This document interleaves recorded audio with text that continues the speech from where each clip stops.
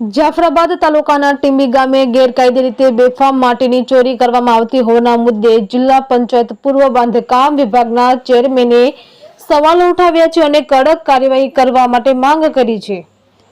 અમરેલી જિલ્લામાં ઇકોઝોનના કાળે રેતી કે માટી ઉપાડવા માટે લીઝ અપાતી ન હોવાને કારણે ગેરકાયદે રીતે ખનીજની ચોરીનો ધંધો ફૂટો ફાળ્યો છે અને તેનું ટર્ન ઓવર કરોડોમાં છે।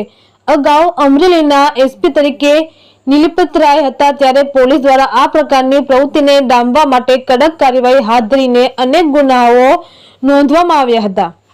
અમરેલી તાલુકા પોલીસ સ્ટેશનના વિસ્તારમાંથી રેતી ચોરીના મુદ્દે આખા પોલીસ સ્ટેશનના સ્ટાફની પણ બદલી કરી દેવામાં આવી હતી। તેમની અમરેલીમાંથી બદલી થયા બાદ અચાનક જ પોલીસ દ્વારા રેતી ચોરી કરનાર ઇસમો સામે ગુનાઓ નોંધવાનું લગભગ બંધ જેવું થઈ ગયું છે અને ક્યારેક ને નામ માત્ર જ ગુનાઓ નોંધાય છે।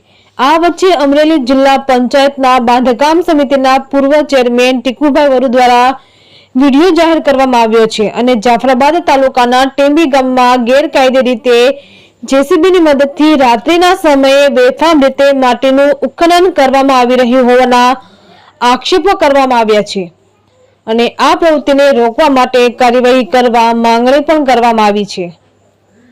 રિપોર્ટર જિગ્નેશ બારૈયા, જાફરાબાદ। અમરેલી 24 ન્યૂઝ ચેનલને આવા જ લેટેસ્ટ ન્યૂઝ જોવા માટે અમારી સાથે જોડાયેલા રહો અને સબસ્ક્રાઇબ કરો, બેલ બટન દબાવીને નોટિફિકેશન ઓન કરો।